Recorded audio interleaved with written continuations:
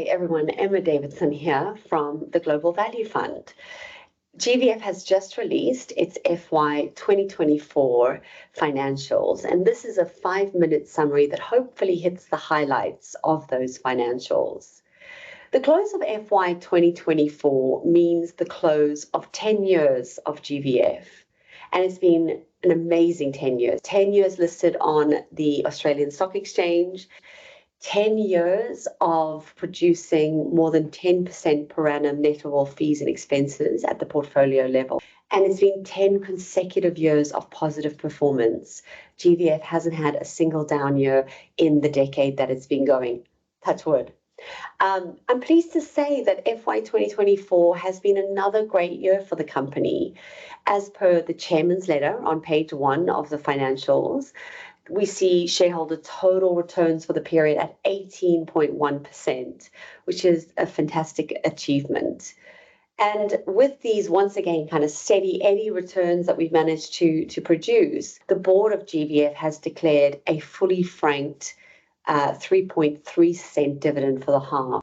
The chairman's letter also announces the annual general meeting this year, which will be held on the 15th of October in Sydney, and it should be a great morning meeting from 10 a.m. onwards. I'm also excited to announce that one of our portfolio managers from London will be with us as well. Mark Ambrose will be joining us for the AGM and for some of the roadshows around the country. So it'll be a perfect time to meet with Mark Ambrose, see Miles and I, and obviously see our amazing GVF board. The chairman's letter also talks about a crystallized tax payable position for the company due to the success of the portfolio over the last couple of years. And while we will see the pre-tax NTA fall a little bit in December when that tax payment is due, we will see the franking account swell by the exact same amount. And that's really a good thing for us in terms of being able to fully frank our dividends going forward. Speaking of dividends, page 21 of the financials talks about GVF's profit reserve, now sitting at 57 million. Even if the company was to make no more profits from here on in, it would still be able to pay the dividends well into 2028, I believe.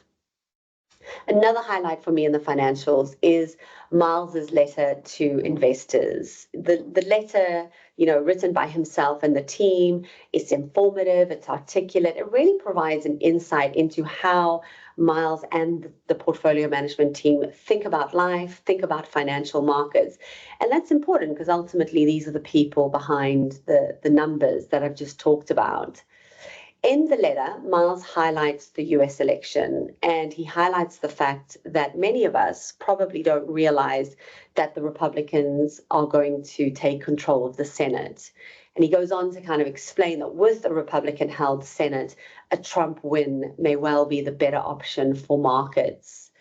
Tough to read for a lot of people who don't necessarily like Trump, but nonetheless, something worth kind of knowing about and thinking about and being aware of when it comes to the financial markets and our own savings.